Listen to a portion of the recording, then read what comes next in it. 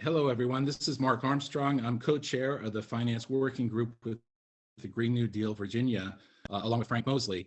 And we're very pleased today to have a session that is going to be taking a look at the Public Banking Act. And we're fortunate to be able to talk with the primary author of that, Rohan Grey, who's a professor at Willamette University in Oregon. And so before I introduce him, what I'd like to just do is welcome folks and let you know that this session is being recorded. We'll be recording only the presentation part of this. I have a short presentation on the Bank of North Dakota, which just happens to be the only state-owned public bank in the US. And so that'll just take a few minutes in addition to what Rohan's going to be talking about, the Public Banking Act. Then we'll end the recording and we'll have an open discussion with folks with regards to the specifics on the Public Banking Act. Rohan is an attorney licensed in New York State. He's practiced law there. He's now teaching at Willamette University. He's the president of the Modern Money Network, as well as the research director of the Digital Finance Currency Institute. His focus is primarily on the design and regulation of money and finance, which is just a fascinating area. I've been following him for the last few years. Before that, I was focused on public banking, and it's just a real pleasure to know that folks like Rohan are doing the big lift when it comes to this topic. And in addition to everything else, he's a research fellow with the Global Institute of Sustainable Prosperity. Rohan, you go ahead. Well, thank you very much, Mark, and thank you for having me. It's a pleasure to be here. And if anything comes up as I'm speaking that anybody sort of needs a clarification, please feel free to just sort of put your hand up or unmute yourself. I'm more than happy to be interrupted if that's more helpful. Although obviously, I think we've got time at the end for Q&A. So I'll start off just by giving a little bit of background. I started working with Congresswoman Tlaib on a different bill, which was called the Automatic Boost to Communities Act, which was about providing emergency cash relief to individuals during the pandemic. That also included a provision directing the Treasury to establish a digital dollar that would be very cash-like and privacy respecting, in contrast to some of the other bills that were out at that point around Fed accounts and postal banking. And I've worked on other areas with those kinds of bills as well, and also done some work on regulating private stable coins and other crypto assets. So this particular bill, which was co-sponsored originally by Rashida Tlaib and Alexandria Ocasio-Cortez and had a number of other co-sponsors, is really best understood as part of a suite of bills that members of the squad and other progressives like Chuy Garcia have been putting together. A number of those federal lawmakers are on the House Financial Services Committee and have some sympathetic counterparts in the Senate, but the Senate has moved a bit slower on some of these issues. So I know for a fact that, for example, the digital cash work and some of the work around postal banking has Senate co-sponsors, but I think at this point we don't have a singular senator for the Public Banking Act. But I'll start with just by talking about some of the things that it doesn't address before going to some of the things that it does address, just to understand it in that larger context, because some of the things that it doesn't address have companion bills. And what we're trying to do is really the progressive map for the future to basically provide a kind of set of policies that progressives can know are connected to each other and that together form a vision for where we want to move at the federal level. So it doesn't provide a universal payment system. It doesn't provide a digital dollar. It doesn't provide a framework for channeling all federal spending or a chunk of federal spending. It does not provide for a federal public bank, either a postal banking system or an investment bank or a national investment authority or those kinds of things. There are a number of proposals floating around. This bill doesn't really try to even go there for various reasons, including that some of us at least don't think that a public bank is the right framework at the federal level, even though it is at the state and local level. And lastly, it doesn't necessarily address the kinds of questions of fiscal federalism, the sort of sharing of the federal government's money power with state and local governments, all of which I think are important and part of that larger vision. But this particular bill was aiming to do one thing very well and comprehensively, which is to create a federal framework and supporting infrastructure for the establishment of state and local public banks. So in that respect, it isn't directly trying to change state level law, although it obviously creates a set of federal regulatory standards and requirements that would preempt state level laws to the extent that they were inconsistent with each other. It doesn't directly establish public banks, either at the federal level, or force state and local governments to create public banks. And it doesn't create a one-size-fits-all regulatory framework. It creates a sort of toolkit of different options, a taxonomy of different kinds of public banks, which I'll get into, or public bank models, and tries to be supportive and enabling of a wide range that state and local governments could pick up and do things with. And it'll become clearer when I go into the specific provisions.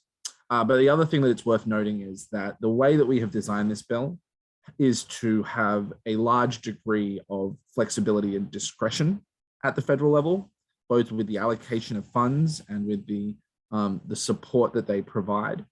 And we made a kind of conscious decision about this, which was that it would have a double-edged sword dynamic, because if you have an unsympathetic administration, then it would be very easy to do very little with this kind of bill.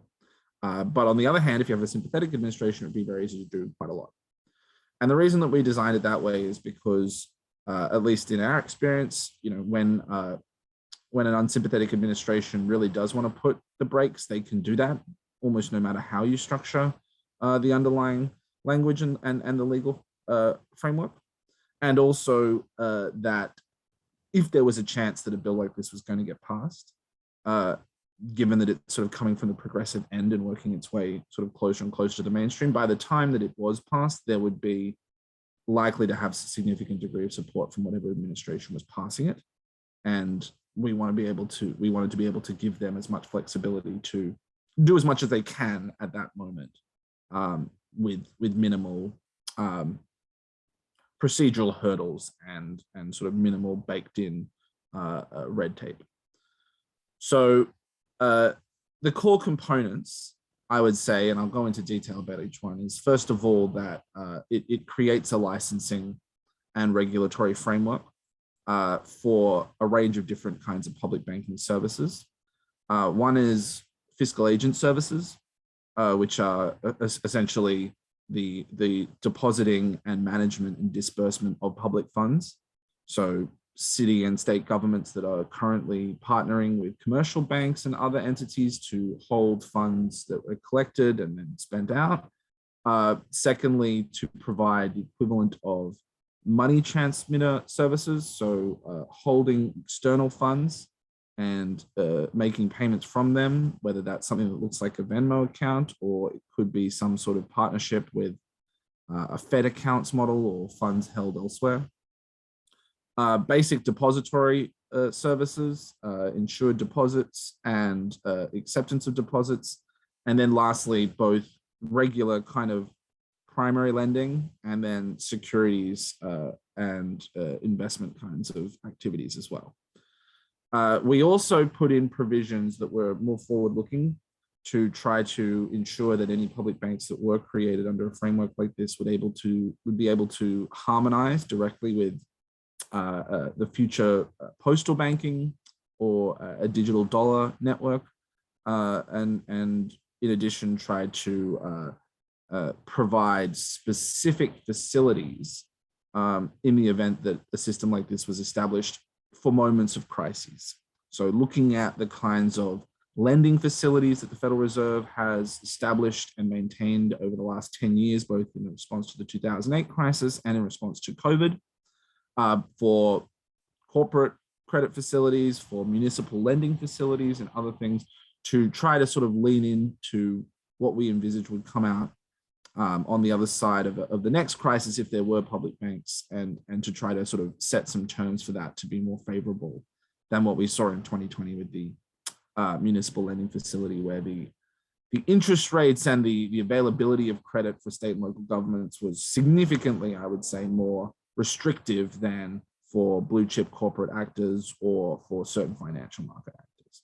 And so trying to sort of preemptively limit the Fed's ability to be less helpful to public banks than others. We also created a framework of startup grants and incubator support, which I'll go into more detail about in a second. Again, recognizing that this is quite discretionary, but that if you have a favorable administration, this would provide a very kind of close to a blank check for federal actors to support the creation of state and local public banks. And then lastly, we had a number of regulatory requirements and restrictions so that these entities are genuinely serving the public interest and align with broader goals of the progressive movement right now relating to serving underserved and marginalized populations on one hand, and also promoting environmental sustainability and addressing the sort of decarbonization of finance and investment on the other. So that's the sort of overall core components of what we're trying to do in the various kind of top level goals. In terms of kind of going through in detail, the first thing we looked at was the definition of public here, and we tried to be more flexible in not defining public banks here as exclusively things that were owned by a state or local government directly. We allowed for the possibility that a nonprofit could be designated by a public entity. Also recognizing that some communities might not be actually incorporated right now and need to address that. But also one of the concerns that we have had looking at some other public banking models is linking the health of the bank directly to tax revenues of the state, essentially putting the taxpayers on the hook for possible mismanagement. There's been a long history of that being abused in the United States going back to the pre-Civil War era. And we were sort of not wanting to bake in that assumption into what we defined as public. So we didn't prohibit that kind of model. We do want to be flexible to state and local governments to work out what they think is best for their context.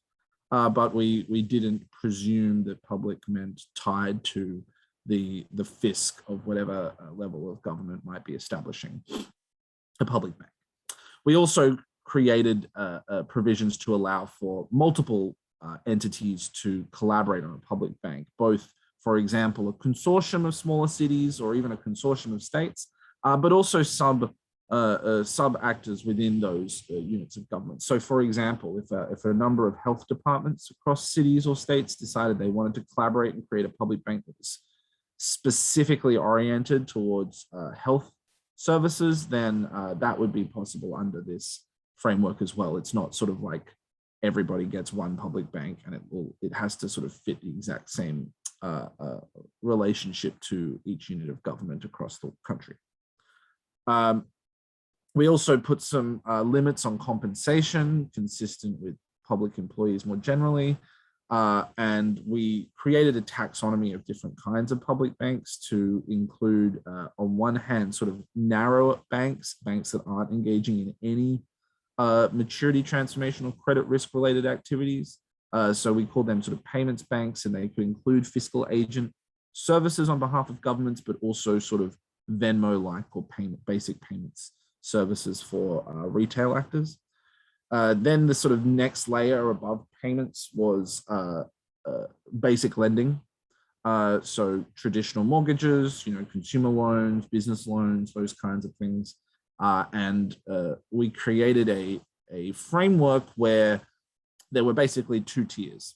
One is the kinds of loans that are explicitly approved by the federal government, sort of a kind of guided credit where the federal government could say, these are priorities that we think, or these are the kinds of vanilla lending products with basic safeguards built in that we're comfortable sort of rubber stamping in a model not too dissimilar from the way that mortgages were repackaged by Fannie and Freddie, although hopefully without some of the perverse incentives that came when that model was abused by for-profit actors. And then a second tier, which was the kinds of loans that weren't prohibited, but not necessarily an explicit priority of public policymakers.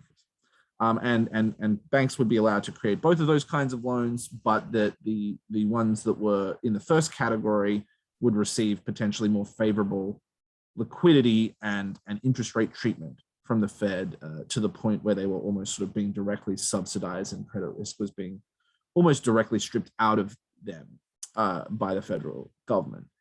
In that sense, making it a lot easier for state and local public banks to advance sort of generic or publicly approved, federally approved credit products without having to incur a huge amount of risk at their local level.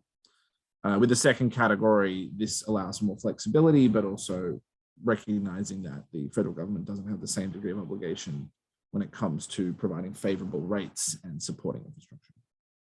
The third tier, the sort of more abstract layer on top of payments, basic lending, is securities activity. And this is recognizing that many state and local governments might want to create something that provides more of a kind of meta layer or derivative layer of support for other financial entities within the state. So this is closer to the Bank of North Dakota model that Mark is going to talk about later, but also that there may be other kinds of bundling activity that state and local government public banks might want to do that the federal government could then support through the securities layer rather than, for example, the Fed buying up 25,000 individual mortgages.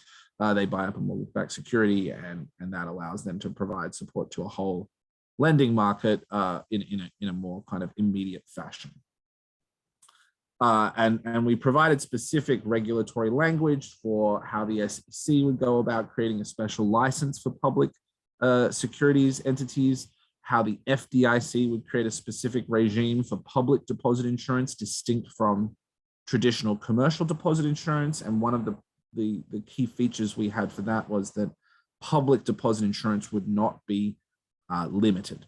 So right now, the FDIC insurance cap of $250,000 per account creates a set of concerns around, for example, a PayPal or a Venmo keeping afloat of all their customers' funds in one account at a bank. That becomes a source of risk because they might have $500 million in that account, but only $250,000 is insured. So even though you may think your funds in a Venmo account are safe, even if the funds are all held ring-fenced at a bank, they're not all insured. And when it comes to things like a public fiscal agent function, if the entire state of Oregon is holding their funds at a public bank, then we want some way to make sure that those funds are insured by the FDIC up to the full amount, so that if something was to go wrong at that bank, the state of Oregon wouldn't find itself broke the next day. We also required that the entities, in addition to FDIC and SEC insurance, either had to get a license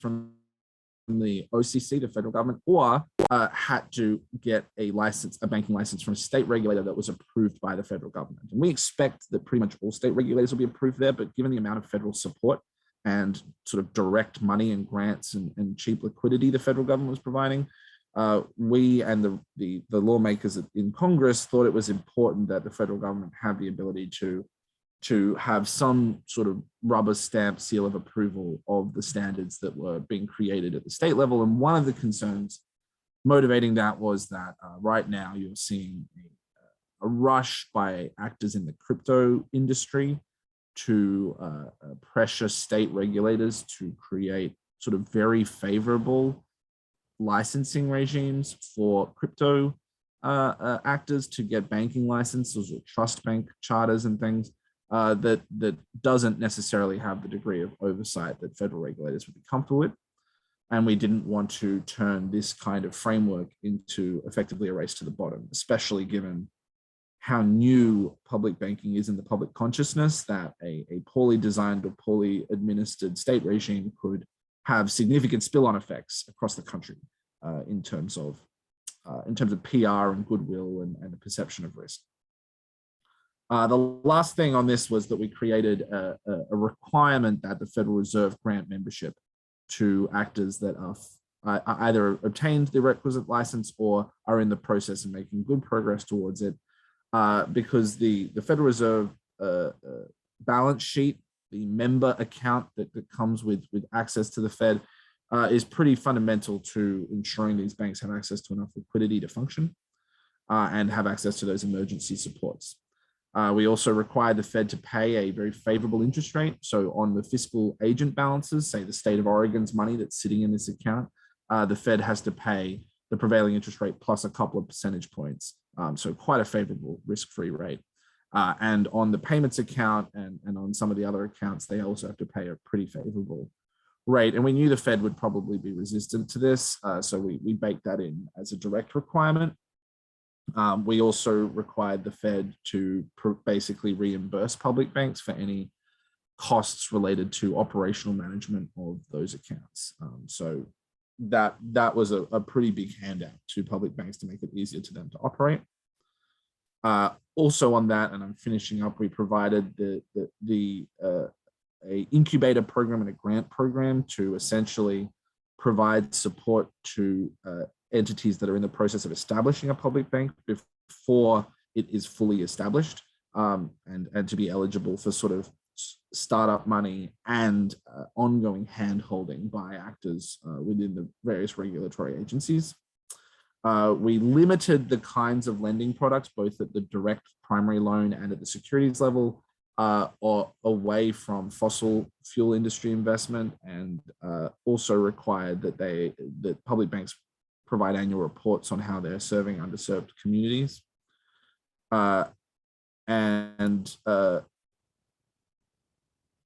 We also put limits on interest rates and things consistent with the kinds of usury caps that consumer financial advocates have been pushing for a lot across a range of other areas that we've been working on financial regulation. I think that's the major provisions in terms of sort of how it would work. Basically, if you were setting up a public bank at the state or local level, you would apply for this funding. They would put you on a conveyor belt and they'd say, okay, here's your sort of support team to help you get it up and running. We're going to try to make sure that everything you do is consistent with federal standards. We're going to help you look at the different options. Do you want to be licensed and regulated at the state level? Do you want to try and get a federal charter? And on that point, when we set it up, we made it so that state and local actors who, for example, might not be able to set it up under state law could bypass that law and directly apply for a federal charter. And then once it was set up, there would be options to either issue loans and securities according with pre-existing approved categories and standards, or you could apply to get new categories and standards recognized, or if you didn't want to go through that, you could issue them anyway, as long as they weren't explicitly prohibited.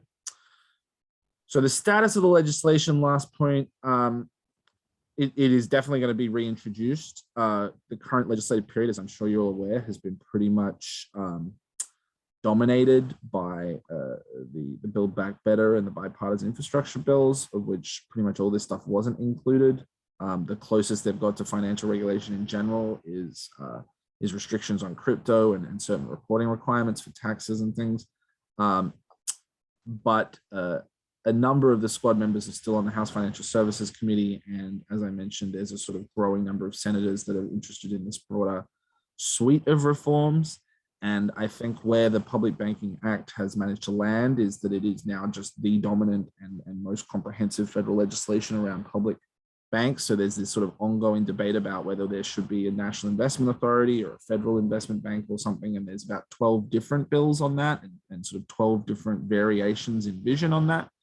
And again, as I said, a number of us don't think any of them are appropriate. But when it comes to a federal framework and a federal supporting infrastructure for state and local banks, this is the only bill. This is the only one out there. There's postal banking, which is a federal only program. There's Fed accounts, there's digital dollar, e-cash. But when it comes to state and local banks needing federal support, this is the only one. So after these big pieces of legislation now go through and the sort of committees in general move back to their regular work, I expect this to be reintroduced. The other great news about this bill is that it's basically become a lodestar for state and local activists working on public banking. So the New York Public Banking Alliance, the California Public Banking Alliance, a number of others have embraced this as the federal equivalent to what they're doing. When people say, what should the federal government do? They point to this bill. They were supportive, they signed on, etc. We crafted this with their input and made sure they were comfortable with the various parts. And so in many respects, this movement in general has been very grassroots, bottom up. There are chapters and groups working on passing legislation around the country. I'm just in the process of setting up a working group of about 35 law students at Willamette University, which is right across the road from the Oregon State Legislature. And we're working with the Oregon Public Banking Alliance, which had a bill that was being discussed last session. So there's a kind of think local as well as think global as well as act local, and this is the think global part. But my expectation is that, you know, after this round of legislation now, and we move back to a sort of wider suite of legislative priorities, that this will be reintroduced and become the staple public bank related component of whatever larger public infrastructure, you know, payments and banking infrastructure reform that comes out of Maxine Waters' House Financial Services Committee.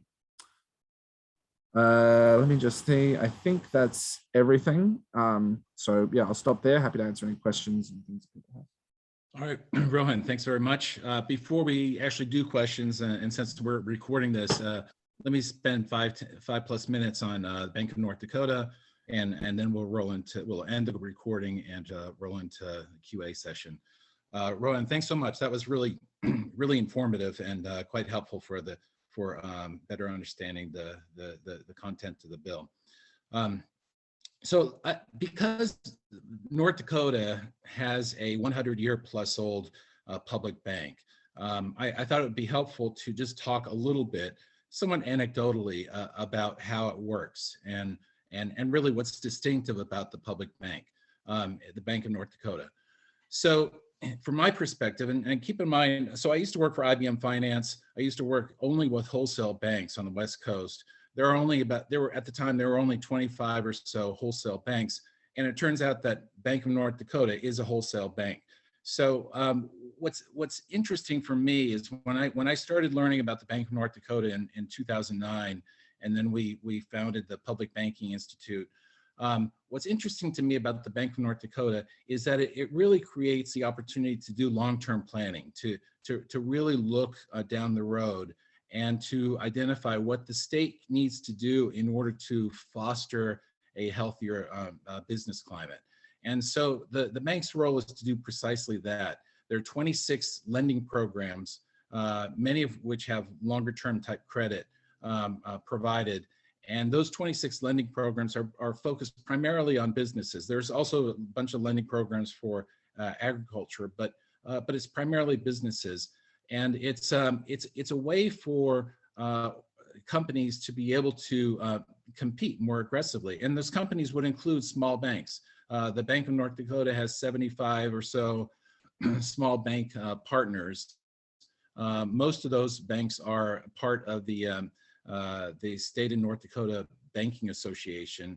And so there's a really close collaboration between the private banking institutions within North Dakota, as well as the public bank of North Dakota. And let me give you an example. So you all remember the 2008, 2009 Great Recession is what it's called now. But at the time, many of us were really familiar with how it was a major credit contraction. And it was problematic for most, if not all, small businesses because credit was removed from the marketplace.